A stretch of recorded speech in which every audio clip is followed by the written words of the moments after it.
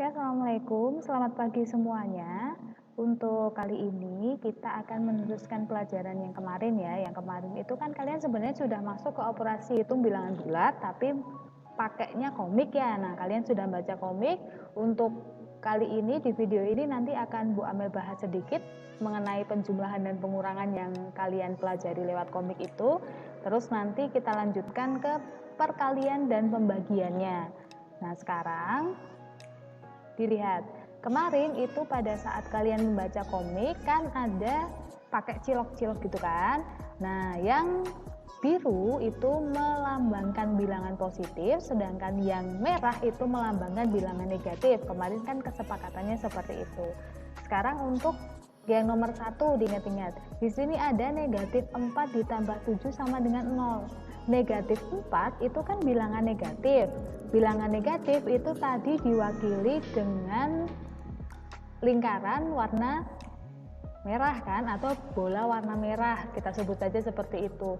Berarti bola warna merahnya itu ada 4 karena di sini kan negatif 4.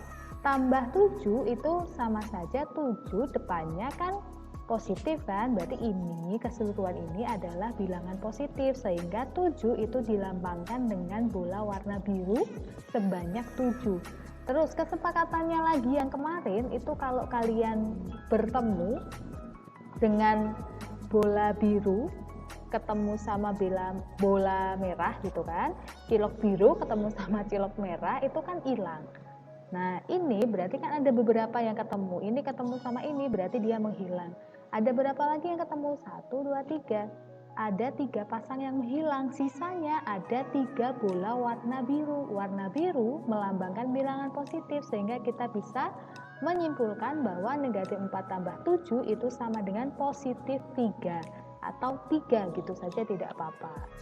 Sekarang yang nomor 2, kalau negatif 4 dikurangi 7 sama dengan berapa? Negatif 4 kan sama kayak tadi, pakai bola merah sebanyak 4. Nah, sekarang dikurangi 7 ini 7, sini kan kurang itu sama saja negatif. Negatif 7 berarti diwakili oleh bola warna merah sebanyak 7. Terus sekarang ada nggak bola yang biru ketemu bola yang merah? Kan tidak ada, berarti tidak ada yang dihapus. Karena tidak ada yang dihapus, tinggal hitung saja, berarti ada 1, 2, 3, 4, 5, 6, 7, 8, 9, 10, 11. Ada 11 bola warna merah, sehingga hasilnya itu adalah negatif 11. Kemarin di komik itu sudah ada pembelajaran seperti itu. Sekarang kita lanjutkan ke perkalian. Perkalian itu kalian bisa perhatikan di LK yang Bu Amel bagikan ke kalian gitu kan. Di sini ada 3 kotak, ada 3 bagian. Kotakan yang pertama itu kita belajar matematika, tapi nggak kayak belajar matematika nih yang akan kita bahas sekarang. Kotak yang pertama, kalau melaksanakan itu berarti positif, kalau meninggalkan itu berarti negatif. Yang kedua, kalau kebaikan itu berarti positif, kalau keburukan itu berarti negatif. Kotak yang ketiga itu adalah hasilnya. Kalau itu merupakan perbuatan yang baik berarti positif, kalau itu merupakan perbuatan yang buruk itu berarti negatif. Sekarang dilihat, kalau kalian melaksanakan kebaikan, melaksanakan berarti positif, kebaikan berarti positif. Berarti itu perbuatan yang baik atau perbuatan yang buruk? Jelas perbuatan yang baik, positif. Sekarang kalau melaksanakan keburukan, keburukan kok dilaksanakan, berarti itu perbuatan baik atau perbuatan buruk? Jelas itu merupakan perbuatan buruk, gitu kan? Sekarang selanjutnya, meninggalkan kebaikan. Kebaikan kok ditinggalkan? Itu juga merupakan perilaku yang buruk. Sekarang terakhir, meninggalkan keburukan. Kalian kalau meninggalkan keburukan, itu berarti perbuatan yang baik atau perbuatan yang buruk?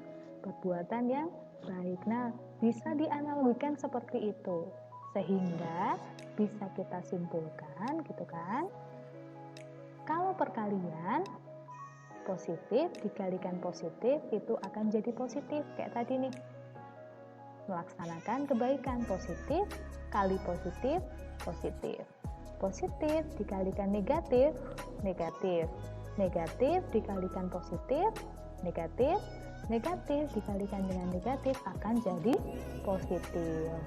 Nah, untuk pembagian seperti apa? Pembagian itu statusnya akan sama dengan perkalian.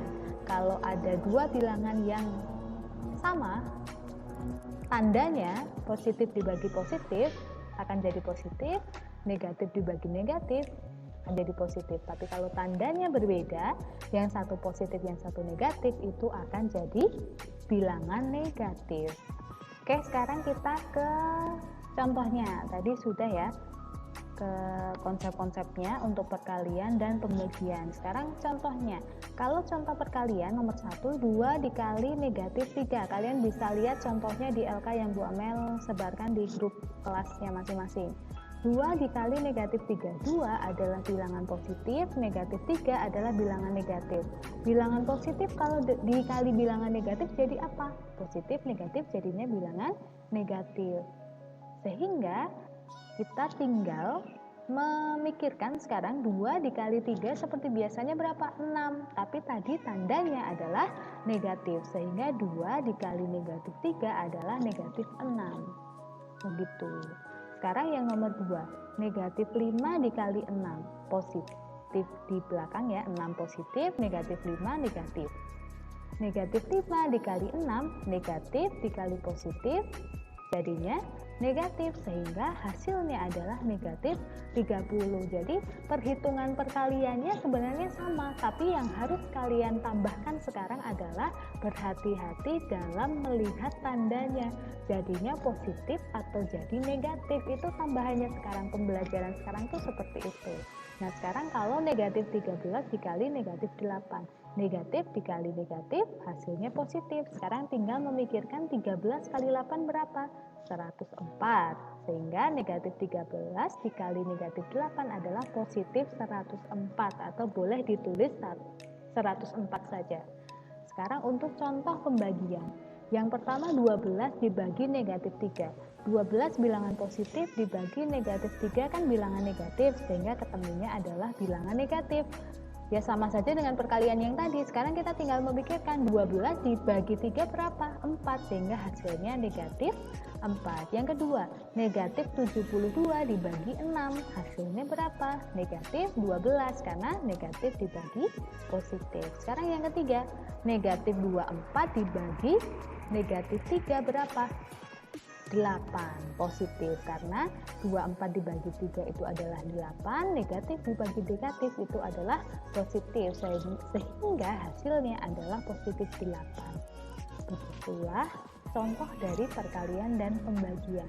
Sekarang kalau perkalian, pembagian, penjumlahan sama pengurangan yang telah kalian pelajari itu dicampur jadi satu. Kalian harus mengingat konsep pas zaman SD dulu, apa coba? Pipolondo gitu kan. Jadinya yang harus didahulukan itu adalah perkalian atau pembagian dulu, baru penjumlahan dan pengurangan.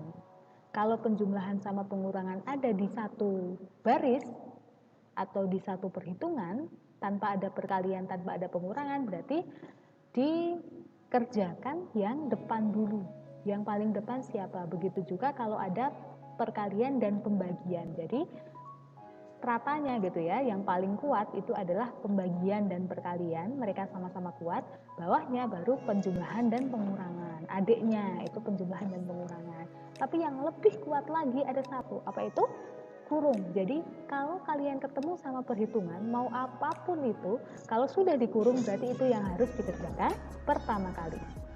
Nah, sekarang nomor 1, negatif 2 ditambah 3 dikali 6 sama dengan berapa? Adakah yang dikurung? Tidak ada, tapi di sini ada tanda tambah, ada tanda kali.